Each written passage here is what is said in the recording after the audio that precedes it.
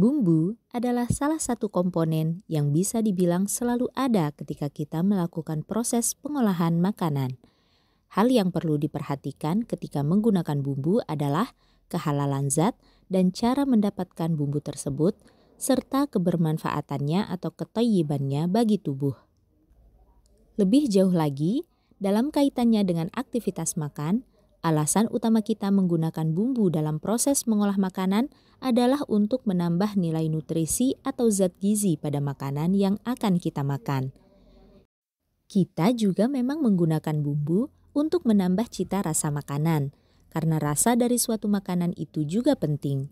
Namun, rasa dari suatu makanan di lidah kita itu bukan yang utama. Yang paling utama adalah kebermanfaatan dari suatu makanan atau minuman bagi jiwa raga kita secara keseluruhan. Artinya, jika suatu bumbu yang kita gunakan hanya menambah cita rasa makanan saja, hanya menghadirkan rasa lezat saja, tetapi ternyata tidak bermanfaat bagi tubuh, maka fungsi utama dari bumbu itu belum terpenuhi. Kita sudah memahami sebuah konsep dasar saat membahas tentang sumber makanan, yaitu semakin alami sumber makanan yang kita konsumsi, semakin lengkap kandungan nutrisi yang ada di dalamnya.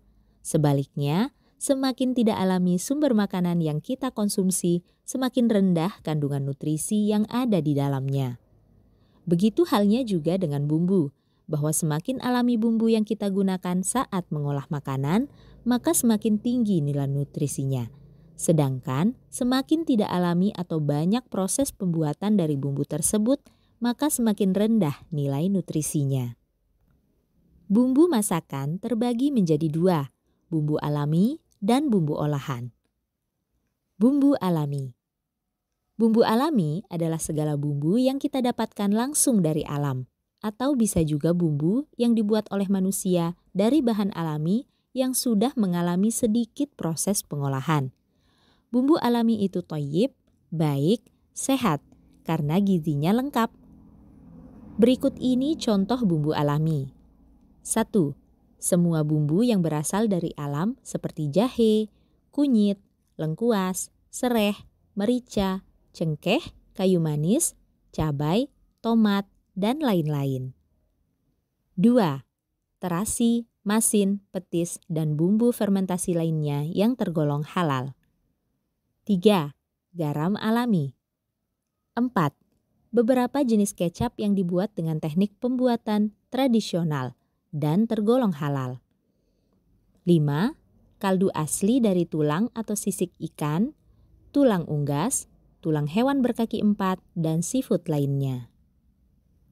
Bumbu olahan. Bumbu olahan adalah bumbu yang terbuat dari bahan alami tetapi sudah mengalami banyak proses dalam pembuatannya.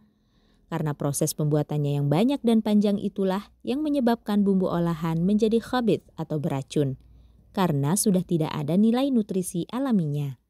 Bahkan, beberapa jenis bumbu olahan juga ditambahkan zat-zat sintetis seperti penguat rasa, pengatur keasaman, pewarna, pengental, pengencer, garam natrium atau garam rafinasi, zat anti gumpal, dan bahkan diberikan tambahan vitamin-vitamin buatan.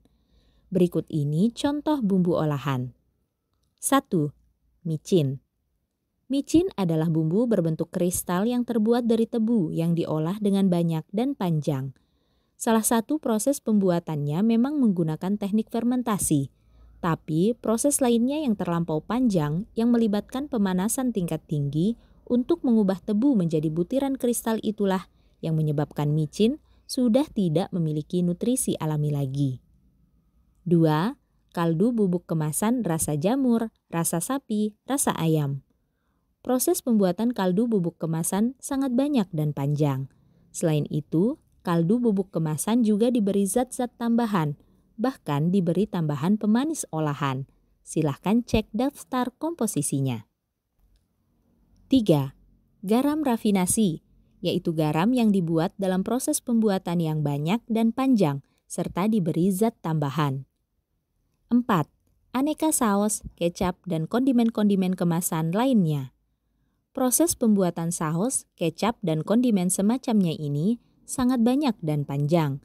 Selain itu, saus, kecap, dan kondimen semacamnya ini juga diberi zat-zat tambahan, bahkan diberi tambahan pemanis olahan.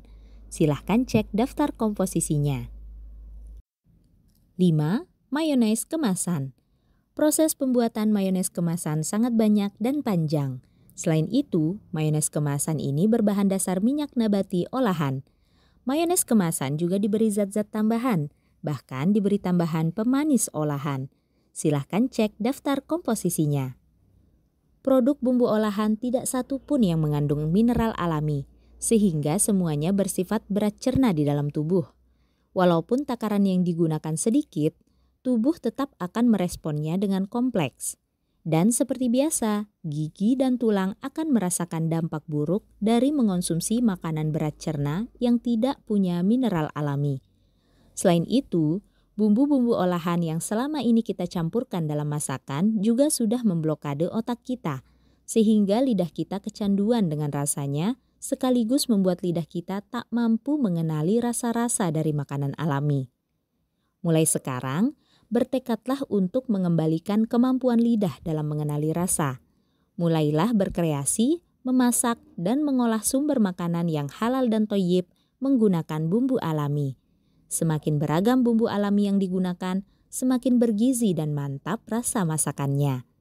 Allah itu Maha Pengasih dengan menciptakan tumbuhan dan hewan dengan berbagai macam rupa, jenis, dan rasa yang dapat kita jadikan bumbu pelengkap setiap hari. Sungguh, nikmat Allah itu tak dapat kita hitung saking banyaknya. Semoga Allah mudahkan kita untuk mengamalkan ilmu ini. Wassalamualaikum warahmatullahi wabarakatuh.